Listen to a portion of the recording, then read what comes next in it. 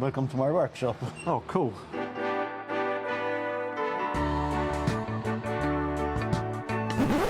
Yeah, g'day and welcome back to my channel. Now I've got an incredibly generous and kind viewer down in Malta, Luke, who makes some amazing stuff. So let's go and check out his shop. So here we are in Luke's workshop, which is incredibly densely packed. So how long have you been in here, Luke? About 10 years now. And it was already in the family? Yep. My dad had a workshop here. So this was his business? Yep. And you took it over? Good choice. So first up here, we've got the milling department. This nice Ajax mill, what can you tell me about it? How long you had it? Well, I've had it about 7 years now. Did you buy it here in Malta or had to No, import I it? actually got it from the UK. Wow, that's quite a mission, getting it sent over, huh? Oh, it's quite simple, really. And what sort of condition is it in? Very bad, worn out. Oh yeah? Oh wow, that really does have a bit of slop in the lead nut, huh? It's cool the machine has this backlash adjuster on the nut, but that's too much for it to adjust out. So it's got quite a nice range of different feeds, doesn't it, this machine? Yep, it's quite convenient in that aspect, really. It's probably got quite a complicated feed gearbox in there, huh? Yeah, there's a few gears hanging out in there. Have you been into the gearbox before?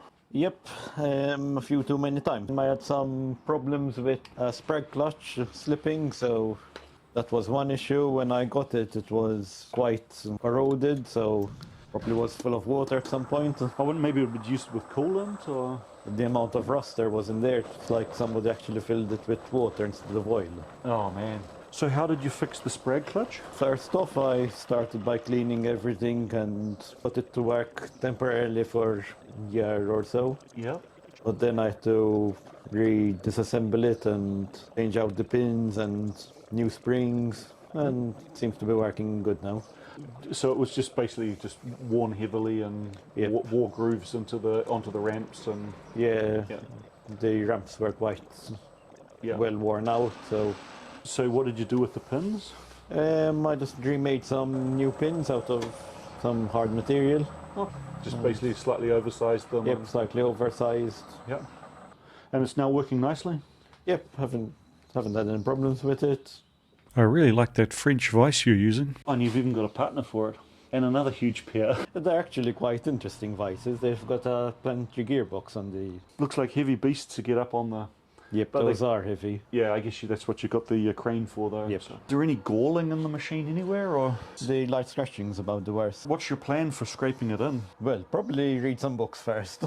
So the first order of business is going to be getting in here and doing a scrape on this whole main guiding way, and its dovetails perpendicular to the spindle. Do you have a surface plate large enough? Yeah, I think that will do. Man, this is a beast, huh? What is this, like It's 125 by 110. 200 thick? Yep. Where did you buy it? From Germany. That's quite a chunk to get moved, huh? So you welded all this up out of heavy steel tube, and nice set of shelves you've made here. This is all part of the micrometer collection? All the big ones, huh? And you've got micrometers right through to like... 300 millimeters. 300 millimeters. Man, nice job. So it's super handy that you've also got the vertical head for it. This one has no quill, right? Nope, no quill. Did they ever offer an option with a quill or? Not as far as I know. Yeah, there's a second head that bolts to it. Just to add another 90 degrees of movement and... Right, and that also would be able to swivel, Yep. right? What are the chances of getting one of them? slim to none. Right, pretty rare, huh? So anybody out there who knows of an Ajax right angle spindle attachment, please let Luke know, because that would be a really important addition to this machine. And the other one would be the slotting head, Yep. right? I'd love a slotting head, but even the chances of getting one of those is slim to none. But anyway, if anyone knows of one, get in contact with us. Thanks. So what have we got here? A little toy I made. This is made by you? Yep. Oh, this is nice, huh? So what's that? That's the drive lug? Yep. Drive bearing and...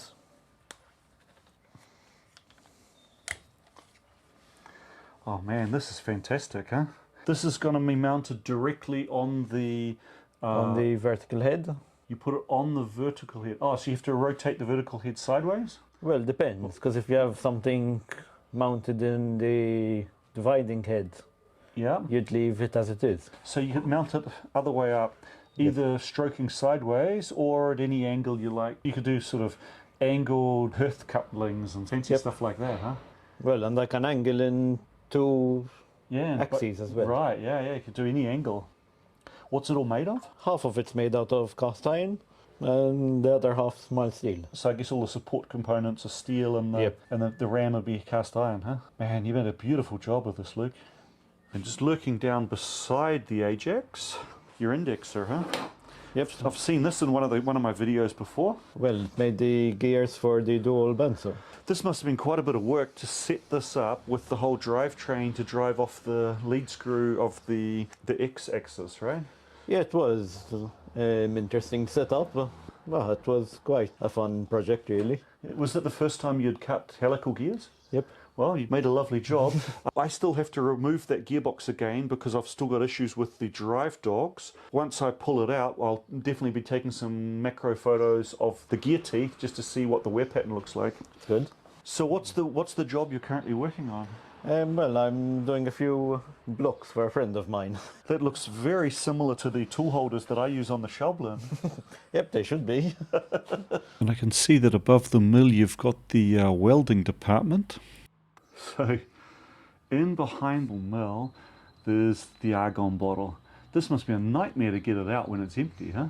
Yep, it's quite a workout to... Yeah, remove like 200 kilos of steel and a bunch of other stuff and then somehow sneak it past the base of the mill, huh? But hey, you've got to use every inch of space. Like with your arbors. It's convenient to have them back there. They're out the way. So then above the press, man, that's a really nice little crane you've put in there, huh? Yeah, it's convenient to... So that basically you can get anything up onto your milling machine, put your big heavy chucks and heavy bits of material up onto the Colchester, plus up onto when you're scraping parts. Yep. That's going to be really handy when you're scraping in like the knee or the table here and liftings, you know. Yeah, I'm hoping it will help out a bit. Oh yeah, you made a nice job of that. What a great design. And you welded all that up out of I-beam and 2 pieces of pipe and... yeah, a few bearings. No, really, that's a great design. So moving further along, we're going to come into the lathe department with this beautiful Colchester Master. Once again, an import from the UK. Yep. Nice. Did you get it about the same time as the Ajax, or? I got it roughly about a year and a half or 2 before. All right, so you're missing the nameplate. What do you polish? I can find something for you. We'll clean this just so it's ready for the nameplate to be reinstalled. Oh, good. Data plate I can give a wipe. Yeah, you like your data plate, eh? Well, I like my data plate wiping even better. And the other great thing about the Colchester is, of course, RAL 6011, Reseda Green. It wasn't the original colour. Oh, wasn't it? Was it a repaint? Yep. It was a light grey, and from the logo down it was a dark grey. But it was already repainted before you got it. Yep. Yeah. Well, so this is a pretty impressive collection of Dixon style. tool holders. Must have taken you a while to purchase all of these. Well, I kind of made them all. You made all of them? Yep. Wow. What, did you just make up a stick? 3 actually. 3 lengths of about half a metre. Yep. And machined in all the... C-mount and the vise. And then just part them off and... Nice. How many of them do you think you have? Last I counted was 33. So... Good one. I see you've also got the Jacobs family tree altogether. Well, missing one, but mostly a family. The biggest or the smallest? In between, actually. Missing the 5/8. I'm sure you'll find it. This is a rather unusual attachment you got here. What's it used for? It's a hydraulic tracing attachment. You basically have a pattern that you attach to the back. There's a stylus that fits in here. Oh, right. So you put it just coming down from the top. So you just move the saddle along and it automatically just follows that. Yep. It's a powered hydraulic system? Or Yep, so got a hydraulic power unit. And have you used it often? Not too often, I'd like to use it a bit more. That was an accessory that was already on the lathe when you bought it? No, actually I picked it up a bit later on. That's quite an interesting purchase. Like, wouldn't have been my first choice for an accessory, but... No, it wouldn't be my first choice either, but it just came along, so... It's a pretty decent chuck collection down here, huh? 12-inch magnet. Yep. 12-inch 4-jaw. That's the standard 10-inch 4-jaw? Yep, there's an 8-inch 4-jaw, Yeah. 8-inch 3-jaw, which I haven't mounted yet. Higher quality, and it's actually rated for the 2,500 RPM Oh, of the right. spindle. Yep. It's a 6-inch 6-inch 3-jaw? 3-jaw. Yep, Yep. but that just came with delayed. Don't really use it much. What's this over the back, the silver thing? Okay, so this is the homemade collet chuck Yep, 5C. with a... Oh, you made it with a native D1 Cam for lock. cam lock, and the aluminium closing ring you also made yourself. It's So beautiful. homemade, except the planetary gears inside.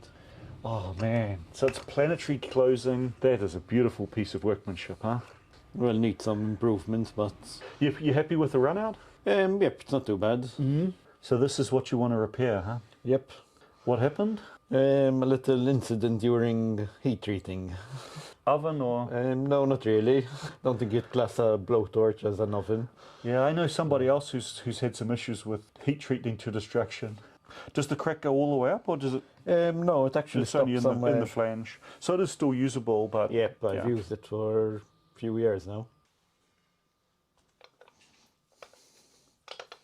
This is the 4-jaw 12-inch chuck. Yep. This doesn't look original. No, it's slightly modified. Okay, so what did you do to it? It was a D15 or D16 Yep. cam lock, and I made it fit a D14. Okay, so you just turned off the original features, Yep, and new taper, new new taper, holes. new holes. Oh, that's nice. The chuck manufacturer would not be so thrilled about it. Probably not. And I guess you wouldn't want to be spinning this up to 2,500 RPM. No, definitely. Yeah, but it's not a chuck you would spin up to. No, of course not, yeah. So you've been using the Sino DRO on the Colchester. What do you feel about it? It's quite good DRO for what it is. But I saw that you've been working with Stefano and you're going to build up one of his... Are you going to use the electronic lead screw function on the Colchester? I probably will. So what's your plan for driving your main lead screw? Well, I'm hoping to put a stepper motor on the back end of the lead screw and drive from there. So basically drive a pulley onto this end of the lead screw. As far as I know, there should be a knot and a thread on there. Because this is an Imperial lead screw machine, I take it. Yep. By putting the electronic lead screw DRO module on here, you'll be able to then use this for cutting metric threads without any fucking around, huh? Yep, I can cut metric threads, but I can't disengage the lead screw. Right, yep. Yeah, because, so even though you've got a thread dial for a metric pitch, you can't disengage because you'd never find the same spot again, would you? Yep. It's a really quiet machine, the Colchester, isn't it? Yep, it's quite. Yeah, for a geared head machine. Well, it's actually now low speed, but Yeah, but still, even the motor and everything, it's it's nice.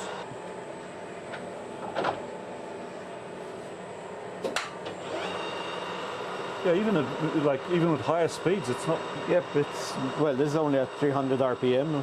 Yep.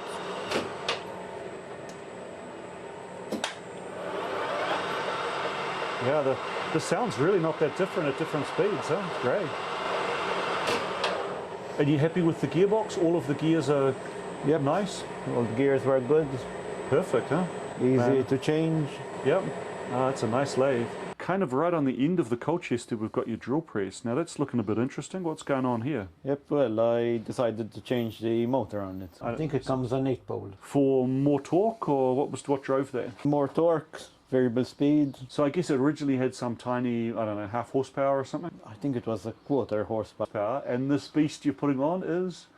2 horsepower. That's a significant improvement, isn't it? Yep, we'll stress test the rest of the drill. So I guess you're going to throw the VFD in the nice box you've made out the back there? Yep. Is this the original pulley stack? That is the original pulley stack, but I'm going to change it out. So these shiny silver objects that are sitting on the enormous mill vise, which which you're using as a drill press vise. Oh, that's them. Man, that's going to have a nice sort of mass inertia in there as well. Pretty beefy and heavy pulleys, huh? Yep, I might lighten them up a bit and see how things go. Man, that's going to have some grunt, this machine, huh? Hopefully I don't break anything. Yeah. Are you going to also use it then for tapping? Should have enough. Yep, that's the Power, huh? plan really.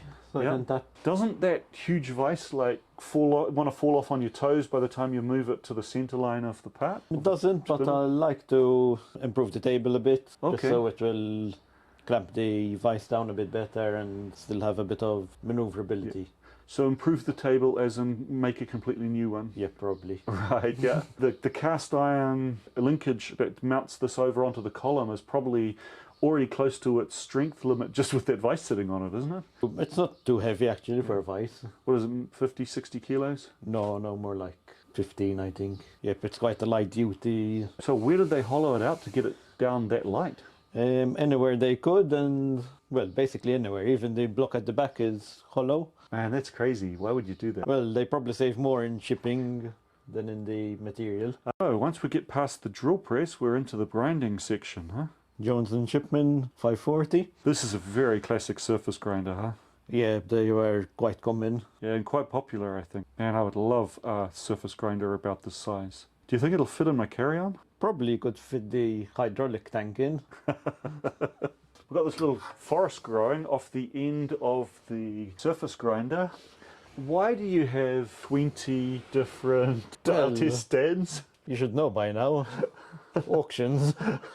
Oh, wow, I think I've heard this from somewhere. Stefano? So, yeah, what's the plan? You're going to keep them all, or...? No, I'll probably keep a few nice ones for myself and sell the rest onto a good home. Oh, that's a good one. Man, what do we got here? Well, it's a homemade version of a squareness comparator. Homemade? This is yours, huh? Yep. Oh, man, you made a beautiful job of this. This is fantastic, Luke. Man, that's a nice tool. Is that the radius from the center point? No, it's not actually. Yeah. You just swing across it and... Find your maximum and then just compare, huh? Yep. And with a comparator like this, I guess you can set it up with your cylinder square to zero it and then use it for comparison to any other part, huh? Yep. Is this your favorite square? Not really. I actually prefer this square. What a beast, huh? This is like the most beautiful piece of Swiss cheese steel I've ever seen. Also, let me guess, an auction. No, actually. You made it. No, I bought it. And that's the biggest square you've got here in the shop? Not really. Wow, that's a cool box, huh? Yep. I think it's the biggest square I own. Oh wow, now that is a beautiful square. It's so cool that guys like you, and I guess maybe like me, but save these kind of things from getting shipped off to get scrapped because they're kind of rather large and kind of specialized. Have you found a maker's mark on it? No, not really. I wonder if this company Shipman actually made it themselves, huh? Do you know anything about them? If it's from where I bought it, they probably rebuilt some machinery. So yeah, I guess if a machinery rebuilt it, maybe they made it themselves, huh? Anyway, back to the surface grinder. Hopefully planning on adding a DRO to it. So one of Stefano's ones? Yep. Nice. And I'll probably try add a stepper motor to the head, so with power feed and Oh, nice, yep. could get some step grinding. Yep. This is a metric and imperial machine, is it? Yep, it is. That's nice. And I guess it does down feed in like 10,000th of an inch? Yep, Tenths, definitely yeah, tenths. yeah.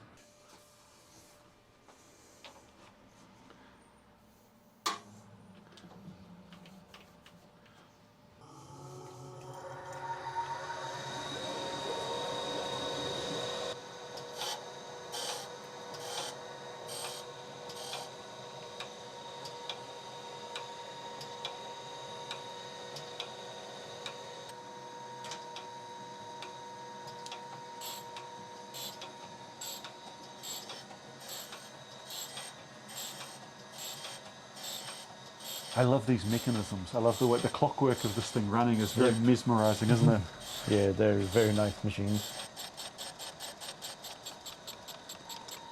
Wow, I think I need one of these. And that's without dressing the wheel or... Yeah, that's just so cool. Okay, so it's a Heidenhain optical scale, huh? So is this a original or is this a... I think it's, well, not even an original accessory. I think somebody added it later on in its life. Put like a very accurately etched ruler effectively along the along the side and then just read it off through a prism. Okay, so if you want to grind a shoulder or something, this gives you the accurate scale to come up to a perfect shoulder. Wow, what's this? This looks like the world's biggest Noga arm. So this is the normal size Noga, and I thought it would be fun to make something just a touch bigger. Is this like hydraulic? Yep. So that's the clever part about a Noga. I never knew that. I thought they were just mechanical, but I never really thought about it. No, their Nogas are actually hydraulic. Man, you made a beautiful job of that.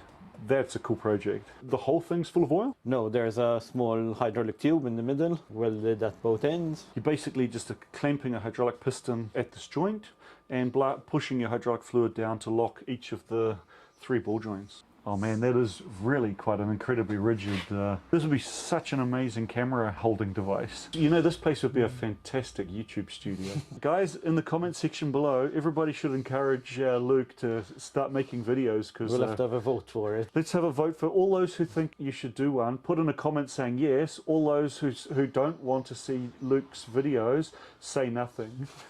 We've got 100% for. So here we are in the metal cutting section. Kind of your standard import. Wait a minute, that's not standard. What mods have you done on it? That's it. So basically I extended the table and made it a bit bigger and flatter. And it cuts more accurately now? I wouldn't say it cuts more accurately, but it's easier to set up smaller work to be cut. So you can just cut off like quite thin little pieces. And... Yep. Now I can hold about 8mm in the vise, so... Oh, yep.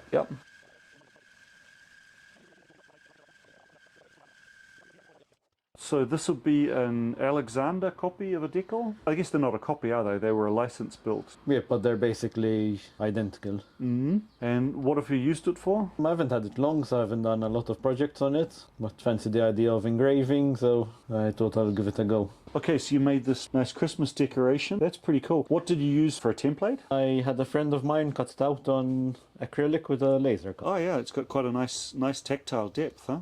That's really practical these days, how you can use 3D printers or lasers and stuff to make tools to actually work into metal then, huh? Yep, it's an easy way of making a template, I guess. And what else have you used it for? I made a branding iron for burning a logo into wood. Oh, that's cool. I've made one of them as well. Did you remember to reverse all the Yep, because I did it after your video, so...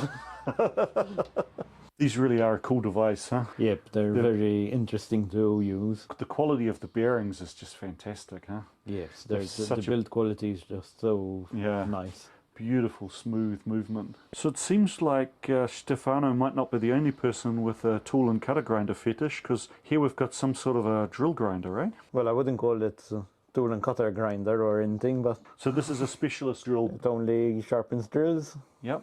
Oh, there's nice looking cabinets underneath it. Yep. What's down in there? Well, what would you have under a drill grinder? Oh, about 1 million drills. Yeah, probably. Now here, leaning up against this pile is kind of analog to the forest of dial indicators. It what looks like, I think I counted 11 straight edges. No, 12 actually. 12 big straight edges. There's got to be a story behind them. As you can imagine, auction again. So one auction, 12 different straight edges? Yep. Man, that's a nice catch, huh? So this is something that I don't have, is the classic decal, SO? Don't really know what it is. Because it doesn't have any decal badge on it, does it? Nope, made in Germany. So it says Franz Kuhlmann KG, but they are the manufacturer. The SU/2. Your first grinder? Yep, one of my first glimpses into grinding. Yeah. When did you buy it, roughly? About 5 years ago. Okay. And did you get it for engraving cutters, or what was your original goal? Oh, it was just something I liked the look of and thought I'll give it a try. Mm-hmm. Oh, that's very nice, huh? So what condition was it in when you got it? A bit rough really, just rusty, all the paint chipped off. So you repainted it? Yep, repainted it. Well, you made a nice job of it, huh? No, I just think it's a very classic style and just a beautiful machine. Huh? Yes. Very cool. Part of why I bought it really. Yep. Okay, so this here is a... Breiley, I think. I'm not sure how it's pronounced. What does it do? Sharpens drills. So this is just a specialised drill sharpener. Yep. So you've got this one and you've got the T and B. Which one do you prefer? I like them both. Are they good for different things, or? Well, the Breiley has a maximum capacity of 25mm. And the other? The other one goes up to 63mm, I think. Oh wow, yeah, that's a really, that's great, yeah. Now, what's the deal here with the two grinding wheels mounted on one arbor? It's meant to either thin the web or split the point. I'm not exactly sure. You grind your main flanks on the wheel and then split the point on the... I think it's more for thinning the web. And that's a standard setup for this machine, or...? They're meant to be the same size, but... Oh right, same diameter. Yep. Does it work okay with the different diameters, or...? It's not that great, and I haven't really used it that much. I guess the problem with a specialized drill grinder is you get it, you sharpen all your drills in a fit of enthusiasm, and then you find out that all of your drills are sharp and you don't use it for months, huh? Yeah, but it's very convenient when you need it. So what's it like to set up? It's very easy. You just set the point angle you want. Basically put the drill in. Line the flute.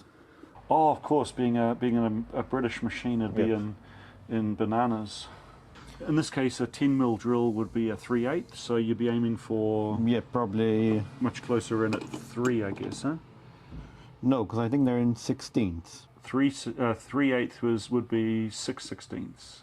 Okay. Normally I've got a chart, I just look it up and... Yep. And then from there? It's quite simple. You just... One of those similar sort of cam motions as we saw on that attachment which Stefano had. It also rocks it, huh? Yep, it rocks and... Oh wow. Do you have different cams for different... Yep, I have a few, but I'd like to get the others just for completeness. Some for 3 flute and 4 flute. Right, yeah. So if anybody knows of a source of these cams for the Breiley drill grinder, make a comment, please. That's a pretty interesting motion, huh? Yes, you can turn it for quite a while and be amused with it. Does the TdeG also have that combined motion, or is this just simple rotation? No, it's just a swing, no indexing, so you have to flip it for every flute. Oh wow, that really is super fast, huh? Yeah, that's why I have it. Yeah, when I do 4 flute grinding on the Clarkson, it takes me like probably at least 10 to 15 minutes per drill. No, these will take about... 10 to 15 seconds per drill. Yeah, if you get good at it. Hey, this is a pretty familiar shaped vise. So EMF 125, this is very similar to my Linen, isn't it? Yep, different make, I think. Yeah, different make, different colour. What are you going to do with it? Restore it or just mount it and use it? Well, it's a pity it doesn't fit in your carry-on case, because I'd send it round to you and you could do a good job. They're a nice vise to use, this sort of style, very nice and sturdy. What have we got lurking under the table here? A very short welding table. Let's take a look at that, huh? So where did you buy this? It's homemade. You made this yourself, huh? Yep. This is a nice looking welding table. What sort of functionality does it have? This is the power for it. So you just use like a normal battery, huh? Yep. Oh, now that is cool, huh? How convenient is that? Yeah, it's quite convenient. That must be also really handy for moving machine parts for scraping. That's what I actually had in mind when I thought I'll do an adjustable height table. This is pretty darn sturdy. All the parts just manufactured here in your shop? Bit by bit over years probably. And how did you get everything into like a nice flat plane? Well, I welded everything up and then shoved it on the milling machine. You fit the whole table onto that milling machine? Yep. That must have been really tight and really close to the edge of... So turn it around a few times. Yeah, moving it backwards and forwards, and yeah. That's an impressive welding table. It's a shame you didn't make a YouTube video out of that. That would have been a popular one. So yeah, my welding table's tiny. It's only like 500 by 1000 millimeters. Yep. This is a nice size, but... But you can make it bigger as well by moving these off, overhanging to one side. Oh, right, yeah. So if you just take off, just use 2 screws and hang the whole thing, you can make the whole thing like almost twice as wide, right? Practically. You lose a lot of rigidity, but... For like welding up a big square frame or something, that would work cool. Perfect. Yep.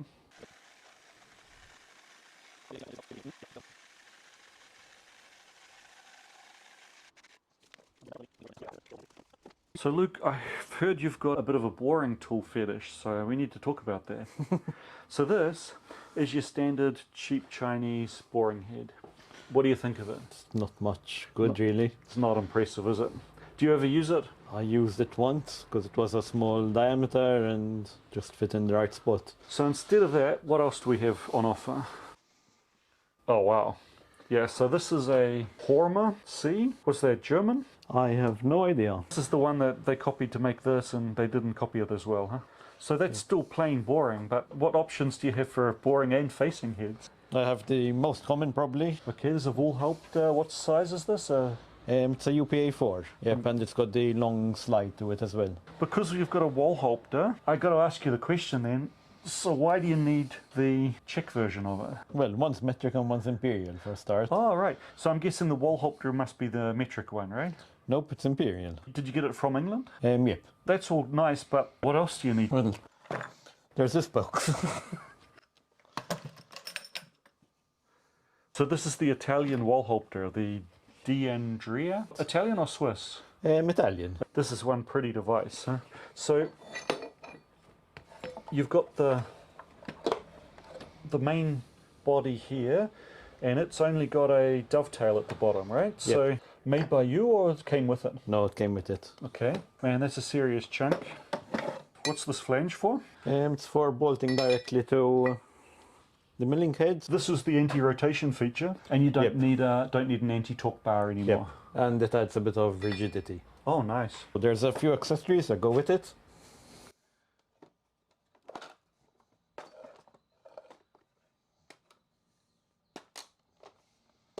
That is nice, huh? So it's designed with just these nice little dovetail bars. Yep. Oh wow. Oops, that's kind of cool, huh? And the convenient thing about them is, maybe not that one.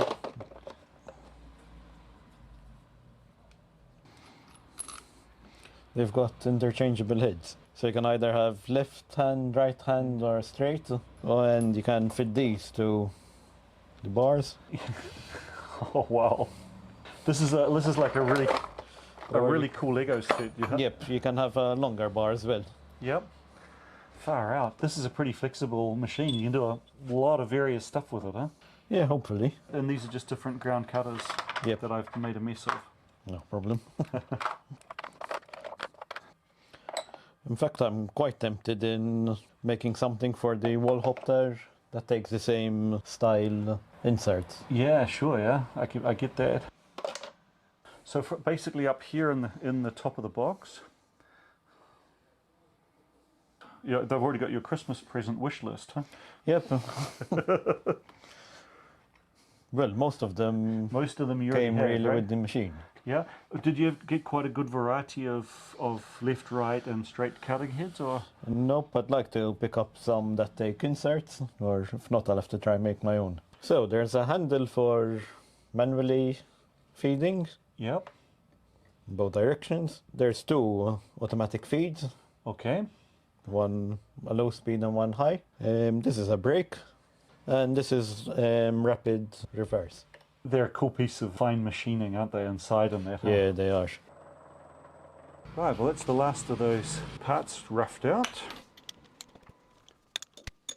Oh, it's getting pretty warm. Guess that poor cutter's done a hell of a lot of work cutting all those slots, so it's probably earned a resharpening. Ah, here we go. Hello Clarkson, my old friend. How long you had this for, Luke? Well, I've just had it 1 week. Only 1 week, and it's already got a stand with rollers. Luke, you're making me look bad. I've had mine for like 5 years and I'm still planning to do that. Let's take this cutter out, huh? I guess you have to go somehow get around the back for a drawbar, right? Yep, but I basically fit in. Close enough to. It's you and the argon bottle. You're real close. Yep.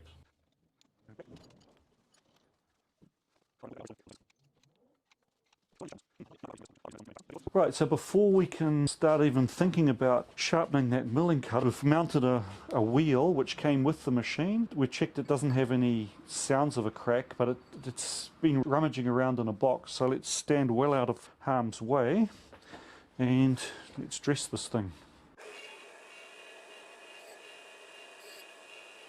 Now, I do think it's a little unfair that you've got both a micrometer scale and a lead screw which turns in the correct direction. Now I'm very jealous. I also have 3/4 of a turn in backlash as well. So you've been making a new nut, huh?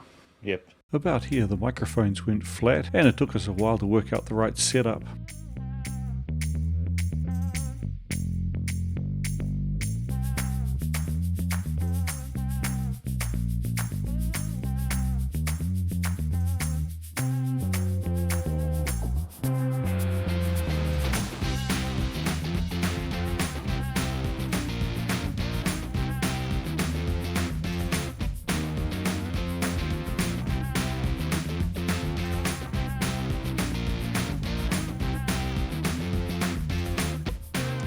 Hey, what's that? Well, it's a big ball bearing drilled out. Turn the pocket. Squeeze the magnet in and... That's handy, huh? Where did you get the idea from this? I've seen a few who use a flattened off ball. Okay. So I thought, why not stick a magnet in just to keep it in place? That's a really helpful one. Nice one. It's definitely cutting softer. It's Yep. you can definitely see how much sharper it is. Yep, even the swarf is coming out much nicer now. Yeah, yeah. Not bad. Yeah, but it might be the arbor as well that's slightly off. True, yeah. Let's blame the arbor. Yeah. Because our grinding was perfect. Okay, so this was the last cut we made before sharpening. And this is the finish of the first cut after sharpening. And yeah, there is a noticeable difference. It's definitely not dragging the swarf through as much. It's definitely cutting it more. Well, Luke, it's been a real pleasure. I've really enjoyed doing a shop tour with you. And again, thank you very much for making those parts for me. No problem. And thanks a lot for your friendship. Look forward to when you come up to Vienna and I give you a shop tour in Vienna. Yep, definitely look forward to that. Yep, that was great. Thanks, mate. Yep, no problem. And thank you all for watching.